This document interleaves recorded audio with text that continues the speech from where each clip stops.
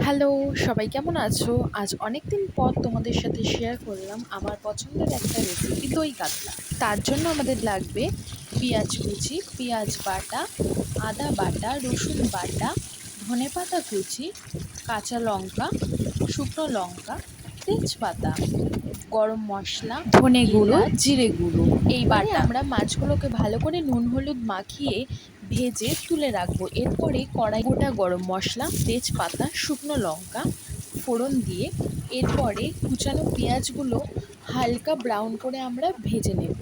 ভাজা হয়ে গেলে এরপরে আমরা দিয়ে দেবো পেঁয়াজ বাটা, তারপরে এক এক করে আমরা দিয়ে দেব আদা বাটা, রসুন বাটা ও জিরে ও ধনে গুঁড়ো বাটা দিয়ে ভালো করে কষিয়ে নিয়ে এরপরে আমরা হলুদ দিয়ে দেব, তারপরে লঙ্কার গুঁড়ো দিয়ে নেব। হ্যাঁ, লঙ্কার গুঁড়োটা যে যার পরিমাণ মতো দেবে, যে যেমন ঝাল খাবে সেই বুঝে দেবে।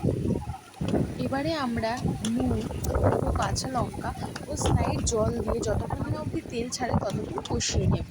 কষানো হয়ে গেলে ফাটানো টক দইটা দিয়ে কিছুক্ষণ নাড়াচাড়া করে ভাজা মাছগুলো এক এক করে দিয়ে দেবো। তার উপরে হালকা ধনেপাতা দিয়ে দিলে হয়ে গেল দই কাতলা। রোজ একঘেয়ে মাছের ঝোল খেতে বোরিং লাগলে এমন কিন্তু তোমরা বাড়িতে ট্রাই করতে পারো।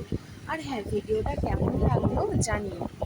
ভিডিওটা ভালো লাগলে একটা লাইক, শেয়ার অ্যান্ড সাবস্ক্রাইব করতে ভুলো না কিন্তু। টাটা।